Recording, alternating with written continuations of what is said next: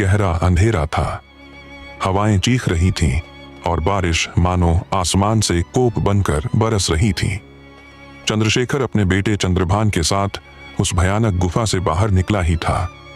उसका चेहरा खून और राख से सना था, शरीर जगह जगह से चिथड़ा हो चुका था और आंखों में थकान नहीं, एक खामोश डर बैठा हुआ था। चंद्रभान की आंखों में चमक थी, पहली कमाई की। उसने अपने पिता को एक सिक्का दिखाया और कहा, पापा, ये मेरी पहली कमाई है। चंद्रशेखर मुस्कुराया, लेकिन उसकी आंखों में कुछ और था, जैसे वो जानता हो कि अब यह सब हमेशा के लिए नहीं रहेगा। अगले दिन उनके घर में जश्न का माहौल था। पार्टी रखी गई थी, नाच गाना, रोशनी और महंगे पकवान।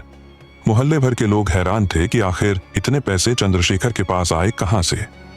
लेकिन एक बूढ़ा सेठ, जिससे चंद्रशेखर सोना बेचा करता था, चुप था।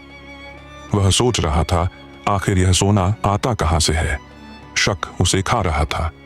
उसने निश्चय किया कि वह इस रहस्य का पीछा करेगा। कुछ दिनों बाद सेठ ने चंद्रशेखर का पीछा किया। उसने उसे टोहते हुए तुम्बाड़ के उस वीरान किले तक पहुंचाया। दूर से देखा कि चंद्रशेखर किस तरह गुफा में जा रहा है, रस्सी के सहारे उतर रहा है। लेकिन तभी चंद्रशेखर को एहसास हो गया कि कोई उसका पीछा कर रहा है। वह मुस्कुराया। उसने आटे की गुड़िया को एक डिब्बे में रखा, उसे कसकर बंद किया और रस्सी से नीचे उतार दिया। वह खुद घेरे में बैठा रहा। जानता था कि हस्टर तभी आएगा जब उसे कुछ खाने को मिलेगा और बंद डिब्बा उसके लोभ को नहीं भड़का सकता। चंद्रशेखर वहां से चला गया, लेकिन सेठ लोभी था। उसने सब कुछ देखा और जैसे ही चंद्रशेखर बाहर निकला, वह खुद गुफा में उतर गया। नीचे पहुंचते ही उसकी आंखें उस डिब्बे पर पड़ी। उसने बिना सोचे समझे उसे खोल दिया। डिब्बा खुलते ही हस्टर की चीख फिजाओं में गूंज गई। वह दौड़ा और झपट पड़ा सेठ पर। पल भर में सब खत्म हो गया। वहां केवल खून और हड्डियां बचीं। कई दिनों बाद जब चंद्रशेखर अपने बेटे के साथ फिर गया, तो उसने नीचे वही हड्डियां देखीं। चंद्रभान अब बड़ा हो गया था। उसने एक योजना बनाई। पापा, अगर हम सिर्फ एक आटे की गुड़िया की जगह 20 से 25 गुड़िया ले जाएं, तो जब तक वो एक एक को खाएगा, हम उसके लंगोट से ढेर सारा सोना निकाल सकते हैं। चंद्रशेखर को यह योजना जच गई। अगली बार वे साथ में 25 आटे की गुड़िया लेकर गुफा में गए। उन्होंने उन्हें एक झूले में लटकाया। जैसे ही पहली गुड़िया निकाली, हस्टर आया। लेकिन जब सभी गुड़िया एक एक कर निकाली गईं, तो हकीकत सामने आई। हर गुड़िया के लिए एक नया हस्टर आ गया। अब वहां सिर्फ एक नहीं, 25 हस्टर थे।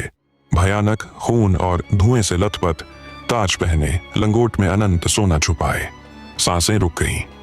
चंद्रशेखर ने तुरंत एक गुड़िया फेंकी और सभी हस्टर उस पर टूट पड़े। वे आपस में ही लड़ने लगे। इसी बीच बाप बेटा एक घेरे में छुप गए, पर अब बाहर निकलना आसान नहीं था। रात हो गई थी। लालटेन की रोशनी में उन्होंने वहीं बैठने का निर्णय लिया। सुबह चंद्रभान उठा तो देखा कि उसके पिता ने अपने शरीर पर सारी गुड़िया बांध ली थीं। पापा, आप ऐसा मत करो। वह रो पड़ा। चंद्रशेखर ने कहा, तू बच जा बेटा, और वह रस्सी से ऊपर चढ़ने लगा। नीचे हस्टर चीखते हुए दौड़े। कई जले, लेकिन कुछ ने उसे काट भी लिया। खून की धार चंद्रशेखर के शरीर से निकल रही थी। उसका चेहरा झुलस चुका था। जैसे ही वे दोनों बाहर आए, चंद्रभान रो पड़ा। उसके पिता ने उसे हस्टर का लंगोट थमाया। अब तुझे कभी वापस नहीं आना पड़ेगा, यह अनंत सोना है। पर चंद्रभान ने लंगोट नहीं लिया। उसने लालटेन उठाई और उसे अपने पिता के ऊपर फेंक दी। आग की लपटें उठीं। चंद्रशेखर मुक्त हो गया। चंद्रभान अकेले लौटा। उसने किले का दरवाजा बंद किया और घर जाकर मां को सब कुछ बताया। घर में मातम छा गया। अब क्या यह कहानी यहीं खत्म हो गई, या फिर लालच का यह खेल अभी जारी है? जानने के लिए इंतजार कीजिए।